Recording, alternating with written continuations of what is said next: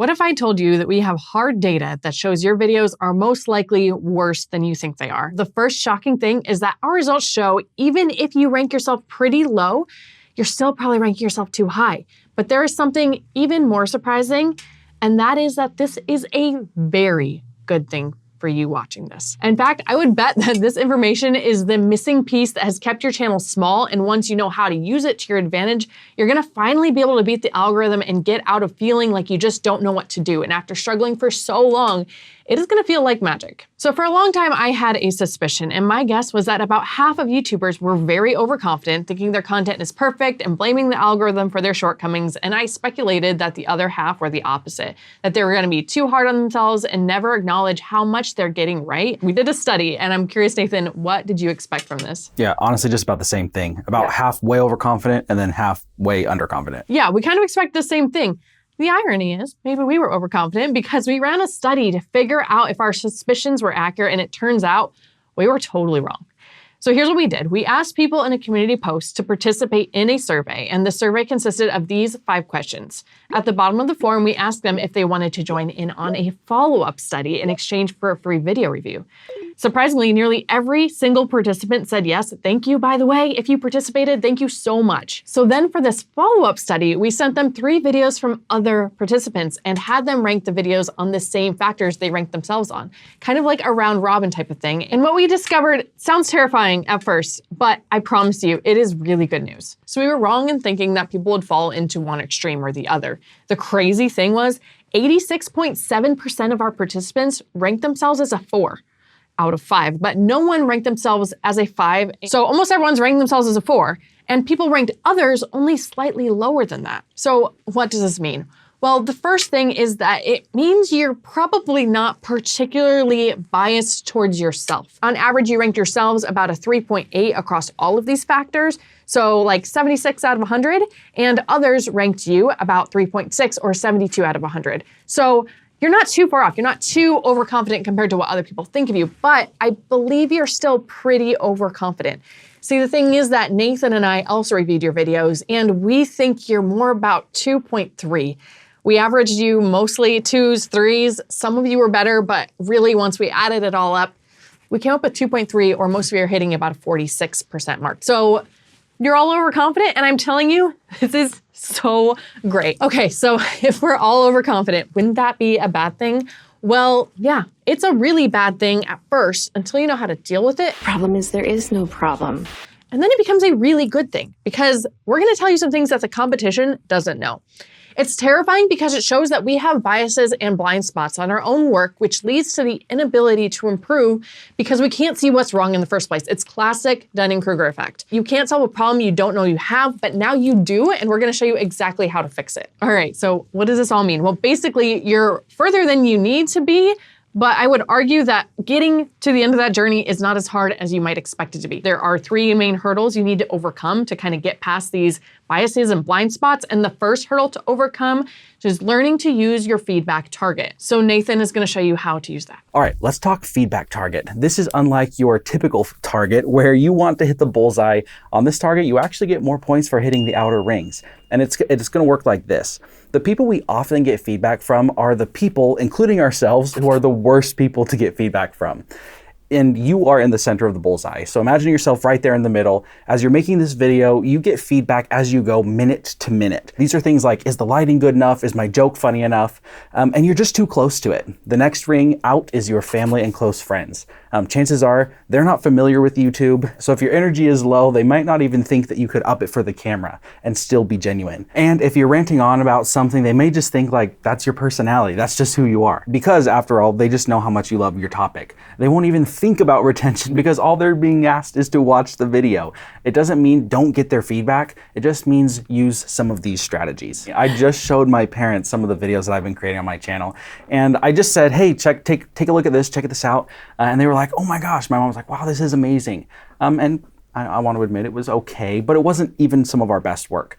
And of course, they're just trying to be nice and they probably honestly think it is good, but without a very specific prompt asking them something very specific about is it good or not, they're just not going to be able to give you the direction that you need. And you know you can do way better, but they were kind of not giving you anything about, and you know you could have done better. But your aim should be to make a video so good that even people who aren't into the topic could get hooked. So it's time to ask them for specifics. So here's some ideas. You could say, give me your first impression on the way it looked. So that's going to cue them to notice things like sound, lighting, and the background, even if they don't know exactly what they're seeing. You know, they might not know that the lighting isn't good enough, but they might say like, oh, it doesn't look quite as professional as other videos on YouTube, things like that. You have to be kind of a detective here and figure out, read between the lines, figure out what they're actually thinking, even though they don't have the YouTuber lingo for it. Another one that I like to ask is just, tell me exactly when you get bored. Yeah. If it's one where you're just asking them to watch it, they're just gonna be like, oh yeah, this is great. But if you say, tell me the minute you're bored and pause the video, more than likely they're gonna pause it sooner than you wish they did. You can go on and on with questions like this. Maybe we could even include some in the description of ideas for you. So now they're gonna feel more comfortable giving you their honest opinion because you gave them options, first of all, and they will be able to identify what made the video not so great. So not only do they feel more comfortable being a little harsh, but they're also gonna be able to see it more clearly. So the third layer here is actually other YouTubers. They can often give better feedback than people in your family. It can be kind of hard to reach them. We have a community, there are other communities. I think ours is the best. Of course I do. Biased, speaking of bias, ours is seriously great. People are really supportive and they're constantly giving each other feedback in a kind way, but a very like straightforward, not sugar-coated way. And honestly, if you're not ready to jump into the Channel Makers community, you can join Insiders, Channel Makers Insiders. That's a great group to get plugged into so that you can start getting some of this feedback. All right, and then there is a final layer, and I think this one might be the most important, and that is getting feedback from the most amazing YouTubers in your specific niche. And how are you going to get their feedback? By comparison. I think this is probably one of the best things that you can do is because it just shows that the way that you rate yourself is very relative to other YouTubers.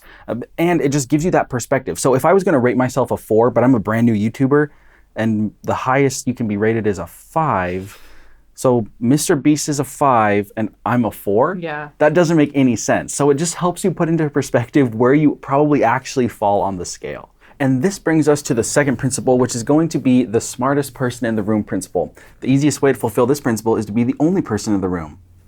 That's a joke. But the problem with this scale is that there are a lot of people comparing their videos to other beginning YouTubers, or perhaps even themselves just a few months ago when they started. Which, comparing yourself to yourself a couple months ago is good because you should take a breath and notice how far you've come, but it's better to compare yourself to other people outside of you and your channel so that you can actually see what growth you need to make. Okay, so we've attached this self-assessment so you can not be the smartest person in the room that you are in all by yourself. So here's what you're gonna do. Resist the temptation to start ranking yourself right away. You're not gonna do that yet. You're going to take this self-assessment and you're going to do it on other channels in your niche. Use it on one channel that is amazing, a channel you absolutely love, like best of the best, your dream kind of idol channel in your niche, right? And then do it on one other one that is more mid-range, like above where you are at in your niche, but not completely amazing. Maybe they're a year or two in and it feels more attainable to you. And then you're gonna do the same test on your own channel. But because you've just been looking at these amazing channels, you're more likely to be realistic and hard on yourself. Don't get discouraged. I promise it's a good step. And even though it feels painful, we're making progress, all right? You're gonna get there someday. Yeah. Okay, so now that you've done it on those other channels and yourself, it is time to apply this third strategy, which I like to call the Ingenious strategy. I don't know if any of you have ever played this board game, but it's called Ingenious, and it is a game where you cover the board in these colors and shapes, these little tiles, and you try to score more points than the other people. Then once you score points, you move your little cubes up on this tracker. It's pretty rare that anyone gets all of their cubes up to the very top, so the game usually ends when the whole board is full of tiles. Then you compare points with the other players. Here's the catch. It doesn't matter how great any of your colors did, except for the very worst one. So if I had all 8s and 9s on all of my colors except my blue was at a 5, and Nathan had mostly 6s and 7s, but nothing below a 6, he wins. So once you do this assessment, you're going to average the points for the mid channel and the amazing channel. All right, so if the very top channel was like 5 out of 5 on camera presence and the mid one was 3 out of 5, you're gonna say that's a 4 out of 5. And then you're gonna look at your own stats for each of these categories. And then you're gonna find the part with the biggest gap. So if on-camera presence was 4 out of 5 and you were a 1 out of 5 on-camera presence or 2 out of 5, then maybe that's the one you need to target. You're gonna look for the biggest gap. So here's like a little on-screen example. And then start with that. Now, I feel like people might argue with this because there is some common knowledge for like career development that it is better to lean into what you're really good at than to try to be a jack of all trades. I don't think that applies to YouTube. I mean, maybe if you're a niche, like, yeah, lean into a niche that you're really good at and maybe be pretty specialized instead of trying to do like a million different topics. But aside from your topic, like, you have to kind of know everything, or at least hire somebody who knows everything to succeed at YouTube. Because if you have one little problem, it could make all the difference. And I have a good example from one of the channels that I reviewed. So this guy was doing a podcast, and it was a really good podcast. Like, his information was good. He had great on-screen visuals. He had a ton of engagement and a surprising amount of views. And I'll tell you why the views were surprising, even though the content was so good. It's because the audio wasn't where it should have been. It was for a podcast. Yeah. Exactly. It was really quiet. And so I checked like a couple different computers and then checked the audio levels. And Cody's like, yeah, this is half of where it should be for a podcast. So imagine if he fixes like his lowest color on the Ingenious scale, then suddenly that could make a huge difference for his channel because he's getting so much engagement. People clearly like the content. Yeah, I think it's important to realize here that, like you said, you have to be good at everything. And so the stuff that you're already pretty good at, just leave that for a little bit and start working on the thing that you need the most help with. You're already going to be good at a good number of things, but really try and focus in on the one especially that you're just the worst at so that you can bring that up, and it's really going to level up your entire channel. So I know these seem like really big obstacles, but I'm curious if you were able to see just how many different ways this is actually really good news for you. It means that the algorithm isn't luck. It doesn't hate you. It means that it's not just that your videos aren't being seen, but that maybe there's some improvement you could do, and then that'll make a big difference. You don't even understand the scope of how far off you are. This is the Dunning-Kruger effect. If you don't understand a field, you're a beginner, you don't understand how big it is. But they also see so much potential in you because they know the secrets, and they know that the secrets aren't all that secret and that there are solutions to these things and that you can get to where you need to go. They know there is like a proven, repeatable, reliable path to where you need to be. It's not just luck. So it's good. It means it's not luck. You have an advantage over the competition that is biased and more not really able to see their blind spots. And you know what to work on. Like, this is such good news, I swear. I totally agree with you. This is a way positive thing. And so we're going to give you 2 challenges today. The first one is that we want you to start ranking all of your future videos on the scale that we've just told you about. Keeping track of your improvement is going to make sure that you're actually making progress to becoming better every day. Yeah, and then you'll be consistent, and that is more than half the battle, probably. Yeah. So then there's a second challenge, though, so that you keep getting better, and that is the quality bias challenge. So occasionally, repeat what we told you to do earlier in this video, which is rank other channels in your niche, channels that are hopefully better in your opinion than your own, and see how you were stacking up against those. And look at what the most important thing to change is. Remember, don't get discouraged. If another channel has 1 million subs, you're basically comparing yourself to like a YouTube Olympian. So if you're not matching up, it's okay. And if you start to feel discouraged, repeat the first challenge of comparing yourself to who you were yesterday. And occasionally, if you want to just focus on your best quality and improve that a little bit instead of always your worst, just for fun, do it. Just have fun with it sometimes. It's okay. We made a playlist so that once you identify the core skill you want to work on first, you'll have some strategy to do so. And check out Channel Makers Insiders. Do it. See you guys.